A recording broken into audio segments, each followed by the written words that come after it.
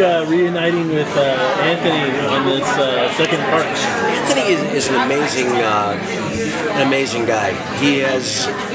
He's really kind of like a maestro. He's got the ability to have the foresight to know what shots he needs every day to tie the movie together, and does everything he can to make his day, but then has a shot list of shots that he would like to get. And he never compromised on what he needed, but he was willing to compromise on what he wanted. But because he came to set knowing exactly what he needed every day, we would make our day every day, and there'd always be a little time left over to embellish a little bit, maybe to get another angle, maybe to add a few more lines, to add layers and depth to a particular scene. It's really amazing, man. To be able to shoot a $100 million script on a 100th of the budget takes that kind of creativity. And I really feel from here, the big movie studios are going to take notice of this guy because, wait a second, we don't have to spend $180 million. This guy's doing with $108 million. And don't quote me on that. I don't know what the final budget was for this movie, but for him to be able to do what he's done on such a small budget in 18 days is true genius. I mean, I've been on movie sets where the craft service truck had a higher budget than this entire movie. It's true. It's amazing. So, there you go. Did you have a hard time with all of the running as well? Vivica said she didn't realize how much running was going to be involved. No, I had stayed in shape and worked with the Chippendales in between, knowing I was going back to this movie, knowing that it's a very demanding, physically demanding role. Did everything I can to keep my weight down, stay in shape, knowing I'd have to be wielding a 45-pound chainsaw. You really have to stay in shape. But health and fitness has always been part of my wheelhouse, so it was a good excuse. Is it more fun to be part of a pop culture phenomenon now, or when you were younger?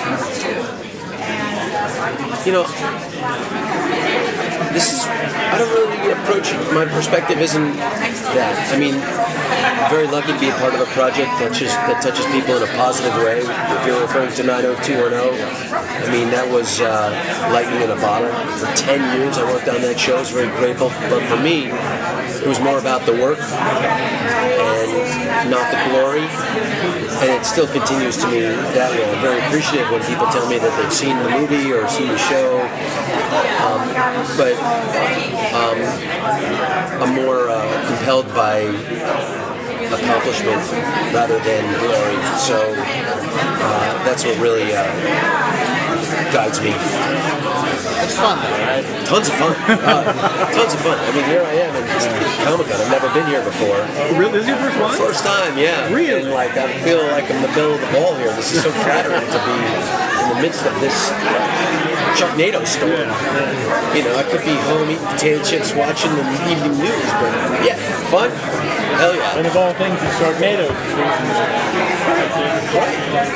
And this is a movie that I had second thoughts on in the first place, but it was at my wife's behest that I accepted it because with a baby in her belly and one on her hips, you need to go to work. I needed to make my insurance in early January. I get my union is where I get my insurance. So I realized, gosh, I'm a provider too. It's, sometimes you lose sight of the fact that I do this to support myself too. I have so much fun when I get a chance to work and doing all these crazy characters and what have you. That now I'm a father, a husband and a father, I'm also a provider. So it's like that's something. Failure's not an option. So you have to do whatever it takes. And that's when I realized I'm going to have to do this movie. So my wife never misses an opportunity to remind me that she's told me so. So, thank you, Aaron. So, you did the first film. You were apprehensive about doing the first film. then it blew up with like social Zero media. apprehension and getting involved Right. in the second one. So with the second one, how do you, with this, the new attention, how is it different from doing the first film now? With more people being interested in it, higher expectations, like... There are no expectations. These expectations are only set by people who are expecting a different movie. It's going to be more of the same. They didn't change the formula, and they didn't change the budget by much. The only way to really change this movie would be to infuse like $50 million into it. But then you would lose the campy nature. Then you wouldn't see people running through the background who had their legs chewed off in a previous scene. That's kind of the giggly kind of fun. Like, oh my God, there's no shading on that shot. Look at that.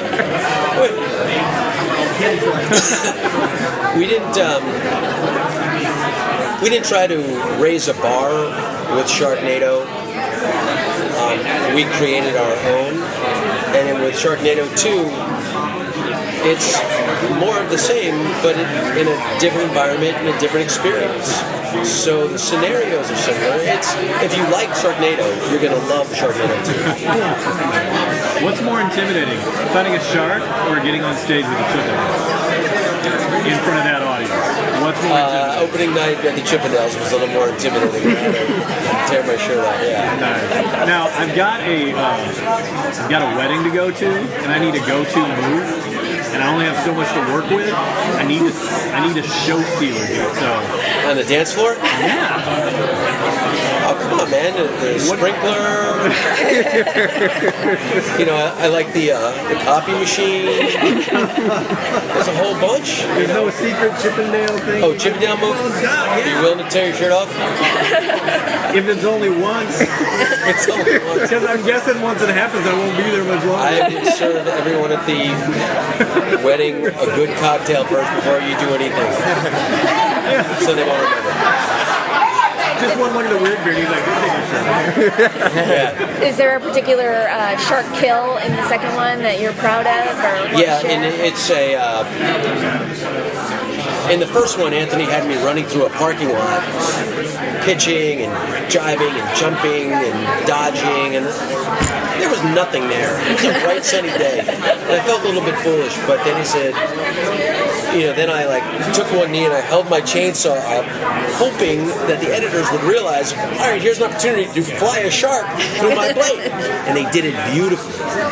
So now that's really my kill style of choice, to brace myself with the chainsaw, not to swing at it, but to let the shark fly through it. So my favorite kill is standing on top of a fire truck, but this time instead of bracing at it coming forward at me, I turn around and do it backwards, get my face out of it, and fillet the shark.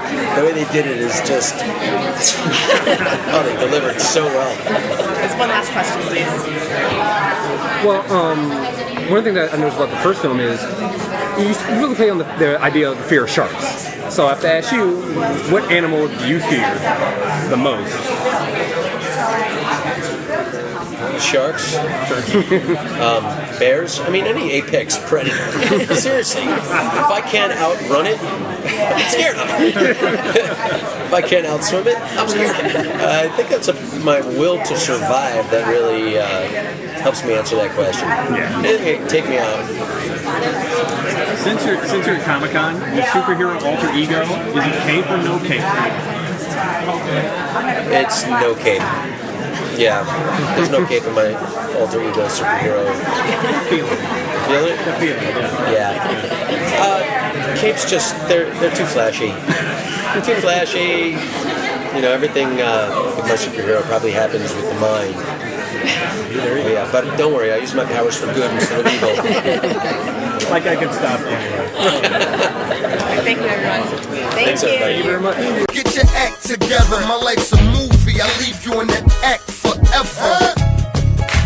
My life's like a movie. My life's like a movie. My life's like a movie.